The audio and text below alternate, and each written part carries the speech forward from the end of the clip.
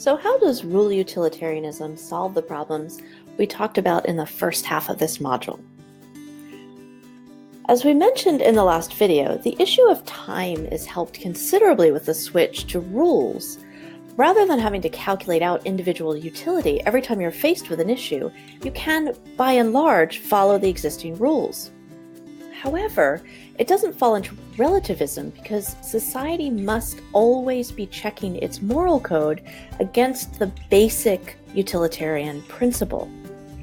Further, since we have a huge sample size to test rules on, we have much better, more abundant data about potential consequences that we can draw on from history and from shared communal knowledge. This won't eliminate the fact that we can't possibly foresee every consequence of every action, but rule utilitarians think it will help. This raises another important issue about community. For this to work, for us to guard against unforeseen consequences as well as we possibly can, and correct our mistakes when they happen, we have to hear from as many people as possible when we check in with our rules to see whether they're creating the greatest good. So a society that was really trying to use rule utilitarianism would encourage everyone to provide feedback about how the rules were affecting their well-being. And then we'll move on to the issue of the sacrifice of the individual to the whole. This argument has several parts. First, recall that Mill thinks that we have to think of welfare in broader terms than just pleasure equals utility. He's heavily influenced by Aristotle's arguments that human well-being is bound up with exercising the potential given to you by human essence. He doesn't put it in strictly Aristotelian terms. Take a look at page 10. I regard utility as the ultimate appeal on all ethical questions, but it must be utility in the largest sense, grounded on the permanent interests of man as a progressive being. When we think of ourselves as pursuing utility in that sense, Mill says, we'll see that utilitarianism doesn't allow the individual to be subordinated to the well-being of the whole. Why?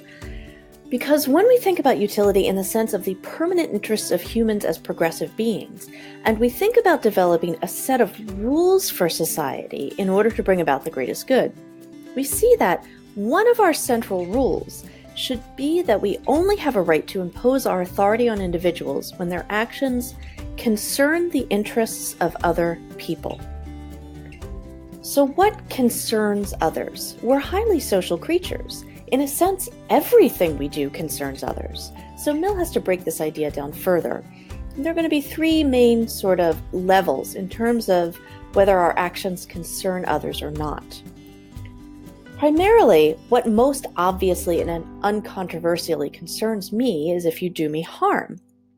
So actions that harm others are a clear case where we can impose our will on others, namely to make them stop hurting others, either through law or through socially enforced norms.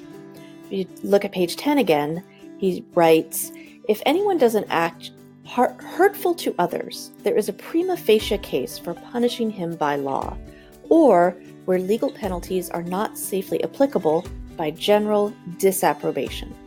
So, if you're hurting others, society can definitely impose its will on you and say, no, you may not do that. Secondly, we're only able to pursue welfare in this broad sense that Mill wants if society functions smoothly enough that we have the time and the safety to do so. Again, you can really see Aristotle coming through here. So we can impose obligations to act on individuals where it's necessary for society to function, especially for the rule of law to function. On page 10 and 11, he writes, there are also many positive acts for the benefit of others which he may rightfully be compelled to perform, such as to give evidence in a court of justice, to bear his fair share in the common defense, or in any other joint work necessary to the interest of the society of which he enjoys the protection. A person may cause evil to others not only by his actions, but by his inaction. However, we're starting to get a bit intrusive here, so we're going to be very cautious about saying that you have obligations to actively help. On page 11, he writes, "To make anyone answerable for doing evil to others is the rule. To make him answerable for not preventing evil is the exception." The third level is where Mill thinks we have to say, your behavior does not concern others. And that is, anything that affects only the individual or the individual and other people who freely agreed to it. On page 11 again, there is a sphere of action in which society, as distinguished from the individual, has, if any, only an indirect interest, comprehending all that portion of a person's life and conduct which affects only himself, or, if it also affects others, only with their free, voluntary, and undeceived consent and participation. This third category is the appropriate region of human liberty. Three major things are included in this region in which society has no right to intrude on you. The first is the realm of conscience in the most comprehensive sense, that is, your thoughts and feelings and your opinions on all subjects. The second is expressing and publishing your opinions. And finally, your tastes and pursuits, which Mill calls experiments in living. This basically refers to the ways in which you choose to live your life, so long as you're not harming anyone else. In other words, Mill is arguing that we should not only allow but encourage people to hold their own beliefs, express those beliefs freely, and live their lives as they see fit, so long as they don't harm others. And he's arguing that having that region of liberty protected as one of the central parts of our moral code will bring about the greatest good for the greatest number. So recall all those ways we said society can exercise coercion from our last video. Mill argues that the region of liberty should not be intruded on by any coercion, either legal or social.